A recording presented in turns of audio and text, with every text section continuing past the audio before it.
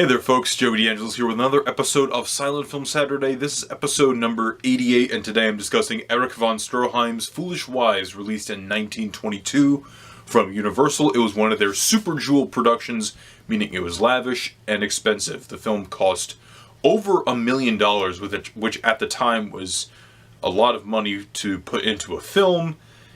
And Erich von Stroheim shot this thing over the course of 11 months, took 6 months to assemble it. Over 320,000 feet of negative was shot for this film.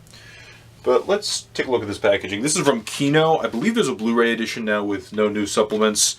So, Blu-ray, DVD, they have the same supplements. There's a commentary track by Richard Kozarsky. He was a Erich von Stroheim biographer. Original 1922 Sigmund Romberg score, performed by Ronnie Sauer. I like it when they do include the original score, so it gets you more of a feel of what the film would have been like back in the day. New York Censor Board cuts, a gallery production stills, notes on the film by Stroheim, and audio clips of Valerie von Stroheim and Paul Kohner. So,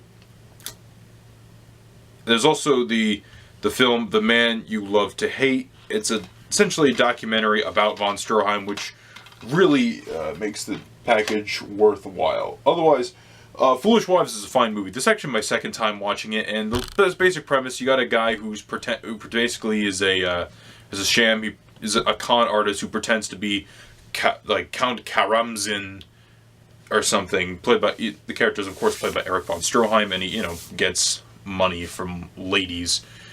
So, the cinematography, including some of the Irish shots and just the way the movie looks, is absolutely, is really breathtaking. And not breathtaking, but it's really great in many instances. It's shot very well.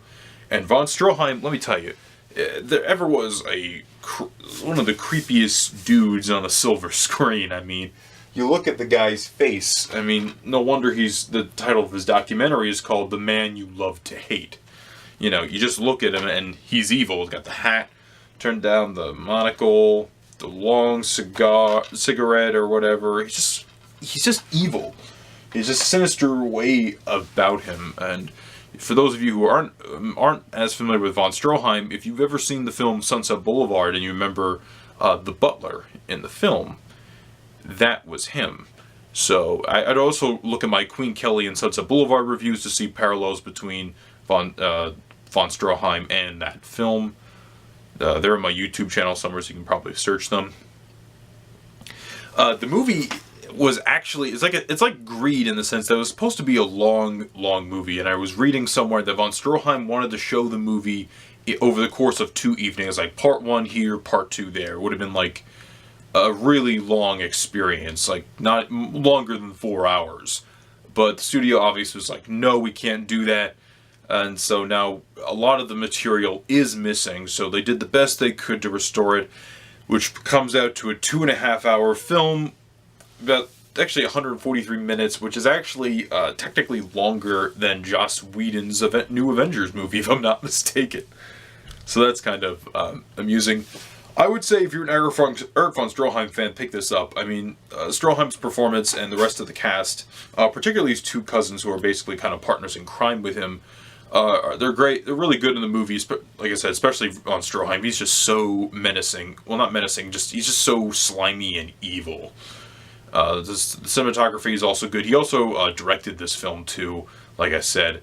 I believe wrote, directed, and starred in the film, so really's got his fingerprints all over it. Some interesting title cards here and there, and some ideas on politeness and other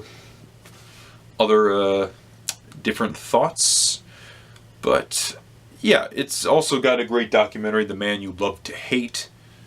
It's a good package, I'd say. Get the DVD, maybe check it out on Netflix, and if you like it a lot, maybe get the Blu-ray. I don't have the Blu-ray myself for a lot of these Kino titles because they don't really upgrade their bonus features. So that's really all I have to say about this one. Good Stroheim performance, a little long, and the ending is a little cliche, but it's got some nice story beats. Good cinematography. Von Stroheim's excellent, as I said again.